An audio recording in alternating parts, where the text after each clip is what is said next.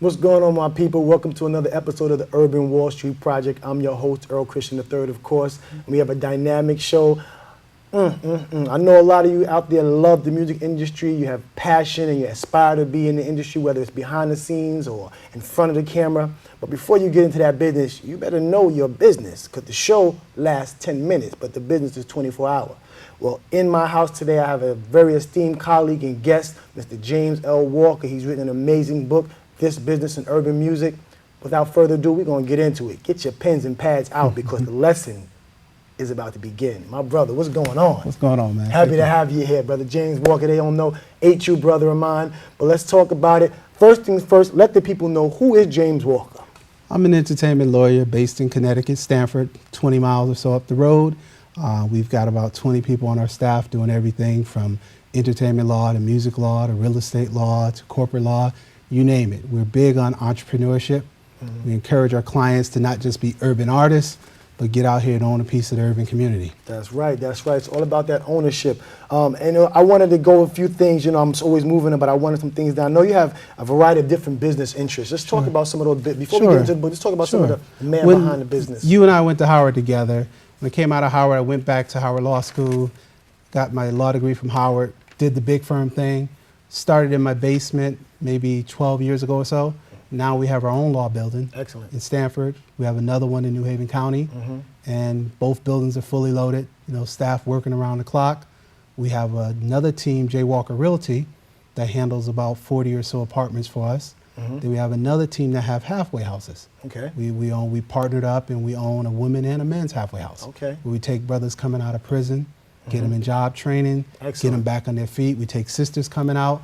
Our men's house is the Joshua house. Our women's house is the Judah house. Okay, excellent. And around the clock while we're doing that, we also do a big urban impact summit at Foxwoods. Every year, about 5,000 people meet at Foxwoods. Okay. And we have panels on home ownership, excellent. Setting up your record label, You've done a show on hiring a manager, excellent. hiring an entertainment attorney, building a hotel, whatever you want to do. We have a conference on it. Then at night we tape TV shows similar to yours. Okay. And we just basically have Foxwoods on lockdown. I love it. Now you said something very key before we get into it. You said, we own the law firm. After we were describing, your holdings as far as real estate with regard to where you're positioned. And you said something, we have buildings. And I want you to clarify that terminology. Because a lot of people might say we have, or, but my question is, do you own your own? Yes, we own our own buildings. Excellent. In Stamford, we're on Long Ridge Road. We're right across the street from GE. Okay. Down the street from Xerox, Hyperion. We're right on Long Ridge Road. I say to all the people, if you know where Lord and Taylor is, we're a couple doors down. Okay, excellent. And we own a building, multi-million-dollar building, whatever. We own it. We got tenants upstairs.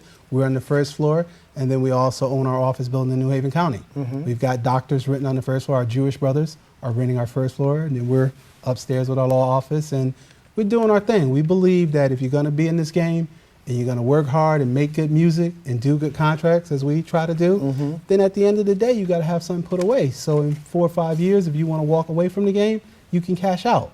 Excellent, excellent. With a family and kids, you want to always have that set up for yourself, so you're not relying on when is the next demo tape coming, when is the next hit coming, when is the next publishing deal coming. Now, definitely, we're going to talk about this music. We're going to get into it. But I got one question I wanted to ask my brother, because I think I learned that I heard about it at the grapevine. But I got to give you first major congrats. But you were recently named the SBA Minority Business Champion. First of all, congratulations on that, because that's a great situation. But tell my people, SBA, what that accolade and accomplishment means. The Small Business Administration is a nationwide government agency, as you know, an entity. And about 6 or 7 months ago, we got a call that we were nominated. We didn't know who nominated us. They came in, they went through our records, interviewed me, interviewed clients, different people in the community, and then we got a call back a few months later and said, you're the winner.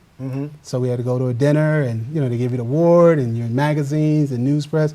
And it was just an honor, man, in a state like Connecticut. To be a black law firm For sure. named SBA Business of the Year was it was huge. And we're still seeing great residual from that. Right. When we go meet with the governor and we meet with the mayors now, they know who we are. Excellent. They know our product, they know our brand. Either they know about our halfway houses, or they know about our law firm, or they know about our conference, or they know about other real estate projects we're in the works on. Well, that's a beautiful so everybody, what I'm seeing now is you find good people and you let them roll. So in our halfway house, we have a team that does that.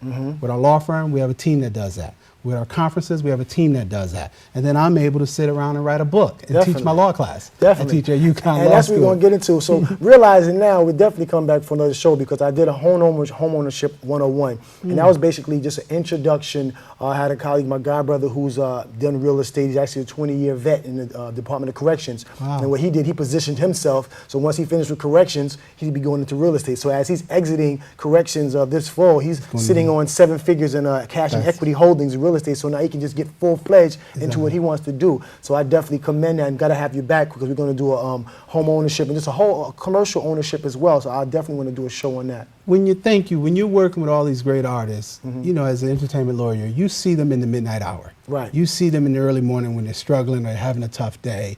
You get them very vulnerable. And to me, as an entertainment lawyer, of course you're supposed to do your legal work, but I hope that you impart upon them some social responsibility if the door opens up for you to have that conversation. Right. So we feel that as entertainment attorneys and as a law firm, how can we preach that if we don't live it? Very true. How can we tell our clients, you know, give back, be a part of your community, don't just buy the big house in the suburb? We got that. We all got that. That's but we That's also are on Barber Street and Blue Hills Ave That's in North Hartford. That's right. Whereas, you know, it's the real neighborhood. No question. You know what I'm saying? We're in and I'm No out there. question. I'm up there on the weekends myself, you know. And, and I think that's what we try to tell our artists, that we want you to be socially conscious. We don't want you making records saying shoot people and do this and do that. And then that's what it's you're making about. millions of dollars, but you won't, you know, come back and do anything. Right, because then you're making nothing. So I'm definitely, it was a beautiful thing. Now I got to get into it because this business of urban music, right? This business of urban music, and I know it's probably the follow-up smash for us to this business of music written about 30 years ago, about 20, 30 years ago. My mentor like is Bill Kraslowski, who wrote the original one. Right. And he took me to his editors and his publisher and said he should write the urban edition. Excellent. So I took all of my experiences with various artists over the last 20 years, from Phyllis Hyman at Harvard University. I don't know if you knew that. I was the one who brought Phyllis there in 87, 88. From that experience to now, where we're working with, you know, a bunch of well-known artists, I basically put all of the stories in the book, and I try to basically empower the urban artists. Try to get them to see, you know, what is a publishing deal? Why should you keep your songs? You know, when should you share your songwriting? You know, when is it a good business move?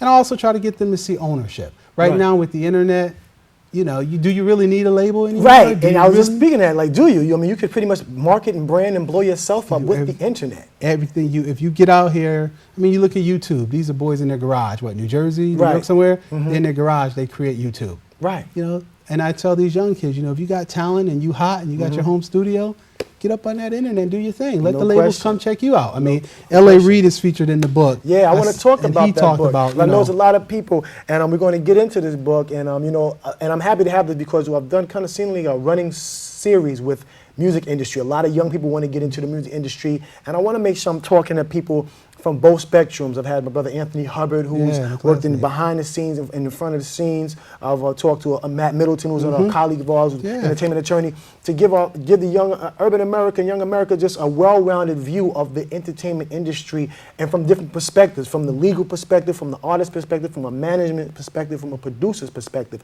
So I want to get into it. I know some of the similar questions. What is a contract? I've asked what's a contract and what are points, but just real breakdown of 5 fundamentals. We got contracts. We got what is a point. What's some others? I know those. Oh, sure. What is a publishing deal? Publishing deal. A lot what of is people a step-up deal? I know what is a one-off? There's a new 360 now it's a 360 deal. So let's talk about some of the basic fundamentals that people. What I always say, James, is someone you work with an artist. This is the one question I like to segue. If a new artist comes to you, Mr. Walker, I saw you, I read your book. I'm so interested. I'm inspired by you. I want to learn, and I'm willing to learn, and so I can be mindful. I can be smart with my business. The basic fundamentals you start people talking about. These are the main things. If you want to get into the industry, these are the 5 things you really want to make sure you got your game right. The basic fundamentals I tell people, I say, first of all, you know, I had a new artist call me from Atlanta. She's getting ready to sign with a well-known producer there. And I said, have you read any of the books? So I mailed her a book. She hadn't even really hired her shit, but I overnighted her book. And I said, you want to know what is a management contract? You talking about this guy as your manager taking you to this major producer label, but you guys have no paper between you. I said, now what happens if you go in that meeting and you actually get a deal from major company? This guy is saying he's your manager. You're kind of thinking he's your manager, but do you know he's asking for 20%? Right. Do you know it's a 5-year stretch he might be looking at? Exactly. So the first thing is I say, you know, make sure all your contractual relationships are tight before you walk through that door with the record label. Okay. Your manager, if you're in a house and you and I are producing together. Right. We're making tracks together. You know how we do it. We go in the studio at night, I'm laying down something, you Right. adding over, you overdubbing, we start shopping it, then all of a sudden the record hits so-and-so's album, Kanye picks it up, Right. he's gonna use it. Now you saying, hey, I wrote the hook. I'm saying, well, no, you didn't. I wrote that.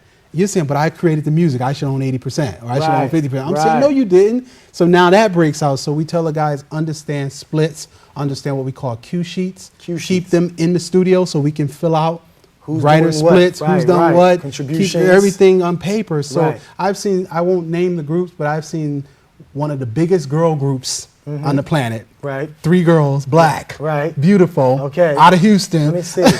Father was a manager. Wow. I've seen one of them go in the studio and make an album, and one of my writers was one of the songwriters, producers, Right. and it got real icky over who wrote what. Right. You know? Yeah. And I said to my client, I said, well, why? We told you, we gave you the forms to fill out and make sure you protect yourself. Now you're going to lose major money. If an album sells 1 million copies, you make approximately 10 cents per record. So if you look at a Kanye West who sells 5 million records, and you had 10 cents per record, and you had one song on there, one song, you're talking what, $500,000? Pretty much. One song. 500,000. And I'm just talking what we call mechanical rights. The reasons And we call it, that could be a song that was just a filler. it was wasn't a, even it don't have to be the single or the Right. hit.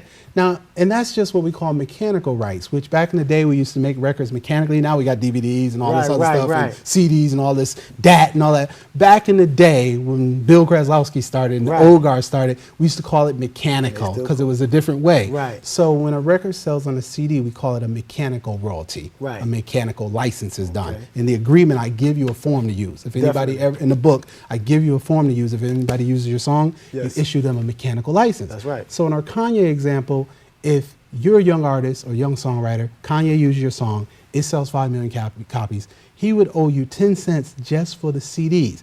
Now we get into sheet music. Okay. Understanding the sheet music agreement, the folio agreement, you know, because now the song might get printed up, Right. you know, it might be whatever, played for it. You get money there. There you go. You also might have it used in a movie. If it's the hit or if it's even a good song, someone puts it on a movie. So now you have what's called a synchronization license because music is synchronized with moving film That's and right, adaptation. that's right. And when I sat down with Bill Kreslowski, I was about 25 or so, it was the early 90s, and Bill said to me, he said, spell synchronization. Uh-huh. And when I spelled it, he said, sit down. Where Right. you from, son? Uh-huh. And then from that point on, for about 18 years, you know, Right, we've right. known each other, but it taught me synchronization rights. It's very important. And it's very important that you're listening and understanding because I remember there was a group that was a major group that used to be signed to a major label of bad boys. And, one thing they said, you know, on their exodus from their label or just recognizing their errors was like, if your black and white is right, then your green will be right. That's And a so, good but if saying. your black and white is not right, in no way, shape, or form will your green be right. So as long as that contract reads what's right for you and your lawyers when you pay attention, Right. and your brother, your lawyer wasn't your man's in them, but somebody who's Exactly. actually bona fide and certified, you should not have any problems with the publishing when them checks start rolling. In chapter 3 of the book, Michael Elder says, don't hire Pookie, Ray Ray, and JoJo as your managers. Right, He right. says that in chapter 3. Mike is a long-term industry vet. He's Mm-hmm. managed everybody from Johnny Gill to Freddie Jackson, so on. Has a very, very popular booking company now, booking tours and clients all over the world. But he makes that very point that if you're going to be a group, learn the management agreement, learn who to hire as a manager. Don't go with the manager of the week. You know, well, he's managing so-and-so. That doesn't mean he's good for you. As well as study the record labels. Don't just sign with, well, everybody's going to Bad Boy, everybody's going to Jive, everybody's going to LaFace. Look at the label, see what they have on their roster. Make sure you fit their roster, make sure you fit their need. If they've already got a 50 Cent type, Right. they're not going to look for you to come in there and be that. If they've already got a Whitney Houston or Alicia Keys, they don't need another one. You Right, know, if right. your style is right there, it's highly unlikely they're going to sign you Right. if they're already making Mercedes and Benzes. And BMWs. They don't need you to be another Exactly. one. So look at that and do the research. And then online, in the book, anywhere, you can find a recording contract. Read it. Definitely. Know what it says. The key is read it. Yeah. Now, I want to talk about something because a lot of people hear it points, and you can break it down. And understanding points and how they work and the number of points or the value of your points per your album is critical to your finances at the end of the day. So let them understand what a point is, because I remember Dame Dash broke down how you could go through $1 million. You think $1 million is a lot, or I got a deal. Yeah, let them understand just how important it is to understand the point value. A point, when you sign a recording contract, a record label, if you're a new artist, you will be getting 8 to 12 points. If you're what we call a mid-level artist, and I use categories, a new artist would be Smokey Northfield signing to EMI. I Need You Now. Yes, that would be a hot song. That record. Hot song, love the guy.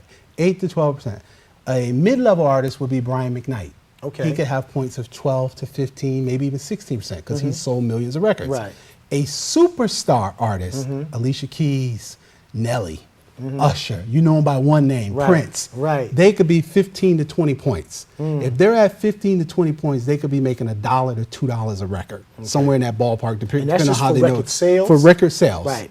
If they're at 8 to 12 points, you know, a new artist, they're lucky if they're making 50 to 70 cents a record. Right. Because even though we sell the record for $9.99 or $10.99, we deduct off packaging, 20% manufacturing, CDs, marketing, all this stuff. No money so at for the the end of plastic. the day, that $9.99 comes down to about $2.29, $3.29. As I say in the book, I give the whole equation in the book. $3.29, and then you take that $3.29 and you do your 10 points times that $3.29, you're left with what? 32 cents. 32.9. Now, you hired Rodney Jerkins to do a track. So out of your 32.9 cents, Rodney's getting a couple of points. Right. Got it? Then my mans in them say they want a point. When you first hooked up with them in the studio, you promised them a point. Right. So now you're 32.9, you're taking off 5 or 10 for Rodney, 5 or 10 for your mans in them. Now your manager says, I want my commission of this pie. You understand? So that 32 cents is down to 5 or 10 pennies a record. When TLC went bankrupt, the argument was that they were only making somewhere between 8 pennies to 10 cents a record. That was one of the rumors. Right. And we discussed it in the book in great length, but they sold almost 20 million records. Right. And they still were unrecouped. Which is amazing. Same thing with Toni Braxton. When she went on TV talking about her contract, she was still, quote, unrecouped with 7 million records. Now, James, did that era fall on the artist's management team, the artist's legal team? I mean, at the end of the day, the artist picks these people. What you're supposed to do if you're the entertainment lawyer, a clause that I always put in the contract is if we sell 1 million, 2 million, 3 million, 4 million, whatever millions of records, we come back and renegotiate.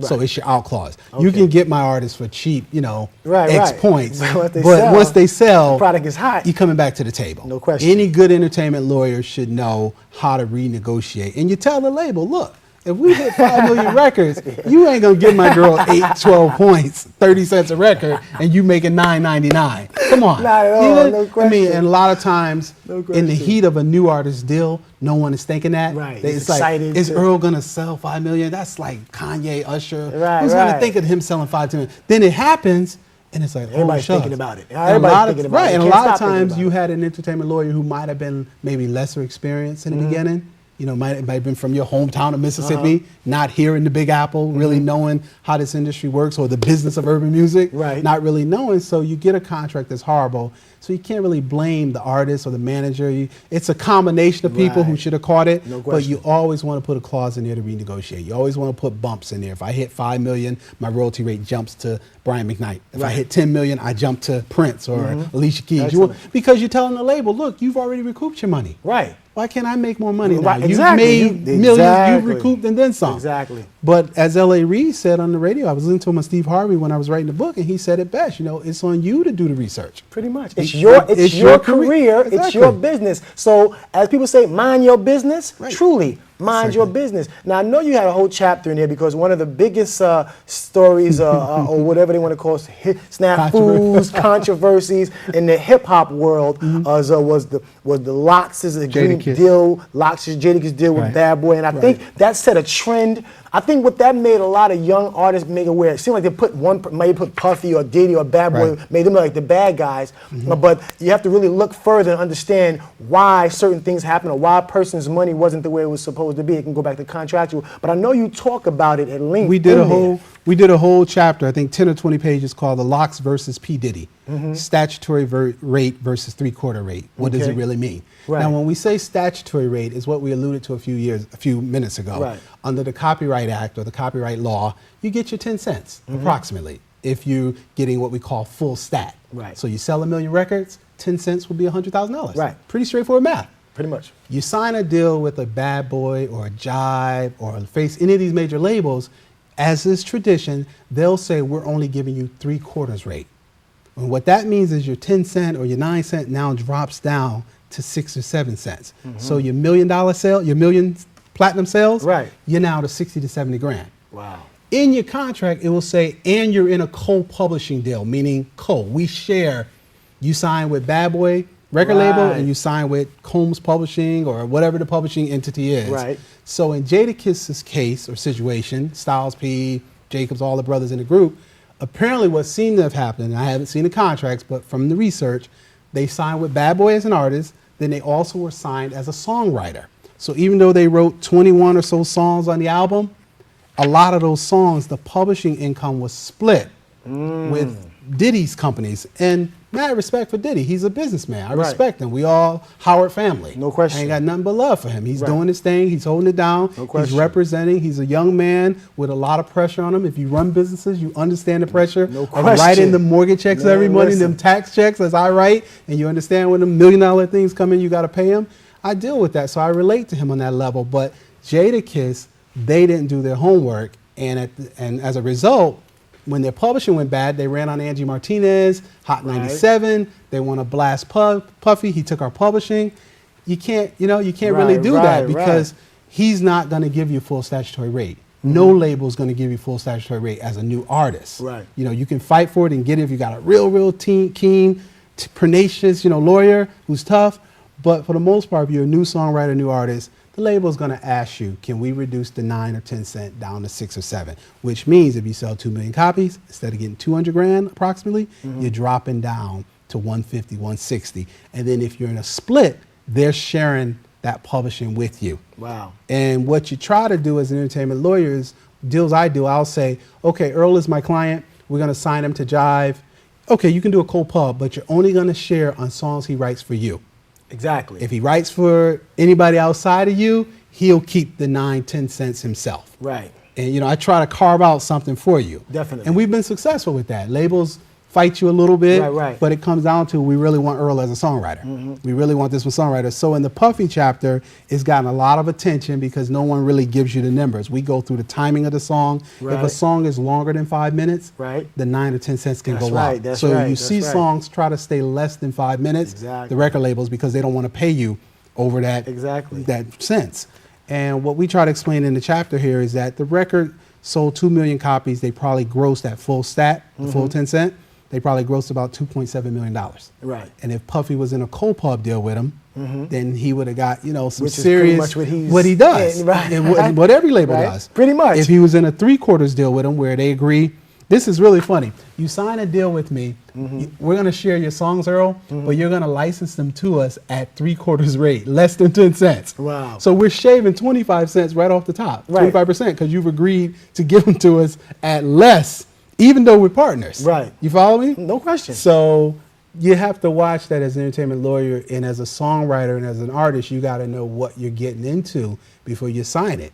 Step-up deal, admin deal. Michael Jackson has a deal with Sony ATV. During his trial, I covered his trial for BET. And during his trial, you kept hearing that he was going to have to sell his Sony Beatles catalog. Correct. And what they're saying is he owns all these copyrights of the Beatles, I think his own stuff, some Elvis stuff, some shady Eminem stuff, some shady stuff. He owns a lot of publishing worth $500 million. Yeah, I know. It was close to like $600-700 million. Exactly. So when his cash flow gets tight, he goes in and cuts an admin deal. That's the report. I haven't seen the paperwork. Right. My main man Londell is his attorney, so only he would know the real deal on it. But I think an admin deal normally is where you're not sharing the copyright. Right. You're not splitting 50-50 or 75-25 or whatever. You're giving them an administration fee. And the job of the administrator is to exploit your songs, to collect royalties, to issue licenses, to make sure you get paid by Kanye West, to make sure you get paid by Diddy. The administrator's job is literally what they do, administrate. So those deals are not a bad idea. If you know you're a busy songwriter and you're a busy artist, hire an administrator, give them 5-10%, whatever the deal is, for them to make sure your catalog is being monitored and protected. In our office, we administer for probably 50 to 60 writers, primarily gospel writers who are being ripped off. Right. We started back in '99 administering for practically every major gospel writer you could think of. Right. We've been on Kirk's album, Yolanda's album, Freddie Hellman's album, all the Wild projects. We stepped in because these were young, uneducated gospel artists, choir members, songwriters who didn't know how to issue a mechanical license, who didn't know when Kirk Franklin sings one of your songs, you get paid, you know, some publishing on it. Right, when they use your song in a video or a movie, you get paid your sync fees, your license fees. So we stepped in and started doing that originally just from one writer asking us to find some money. And next thing I knew, we were doing it for 50 or 60, and we had to have a whole team of people just administering songs. And it's a wonderful thing. I mean, we call them quiet money. You don't see people walk in the office, but you go to the mailbox every quarter. No question. And it's, you know, No 50, question. 60, 70 checks there. Beautiful situation. Waiting for you, and then you pay out your clients, take your fee out. But the music industry can be a fun thing if you learn the business and if you learn the 5 things you're talking about, the recording contract, the management contract, the publishing, the sync, the mechanical licenses, and all the other ancillary agreements. If you learn those things, it's a business. No I always question. tell people it's music business, and business is the bigger word. Definitely. So understand the business. Definitely. And before we get out of here, I know you've been mindful. We got about a minute and a half or a little less, but I want you to pick up this book. You got to understand it, this business of urban music. My brothers work with so many people. I could run down the list. You know, I do my homework. You know, I got Yolanda Adams, Shirley Caesar, DMX, Bobby Jones, Freddie Jackson, Jesse Jackson, Malcolm X family. It's a variety of situations. So understand something. This business of urban music is what you want to be about. I want to thank my guest, Mr. James L. Walker. I want to thank his associates, Walker & Associates around and come down here and bring some knowledge. Once again, you've been watching the Urban Wall Street Project. Stay mindful, stay prosperous, get your business up. Lead this business in urban music. You go real far. My guest, James Walker, thank you. Thank you, We're going to see y'all Thank next God. time, and you're going to see him again. Peace and love. Thank you, brother. I got a copy for you. Yes. A copy for you, man. I looked at her and smiled like it's 8:45. So that means in 15 minutes, your phone time is free and we can get the finish. Any conversation that we start right here, put your name and your number and your heart right here. I made it quite clear that she was what I want. Then I picked her up later and drove her around the block. She's so sexy, baby. She can be my lady. Only time will tell. So just let our love reveal. Oh, I gotta get to know her better. I gotta get to know her better. I gotta get to know her better. Baby, I need you beside me to be the first lady of HID. And don't you stress the places that I be, cause I'ma make it my business to keep you by me. Damn, just thinking about your face, send a little tingle down my spine and to my waist. The way your body tastes, I can only imagine us kissing and hugging and touching and grabbing. Late night laughing, no more party crashing. So where I'ma be is not the question you'll be asking. The answer is clear, I'ma be right here to make dreams form out of all your nightmares. Oh yeah, If eyes could talk, you know what I'm thinking. Send a little sign, start smiling and winking.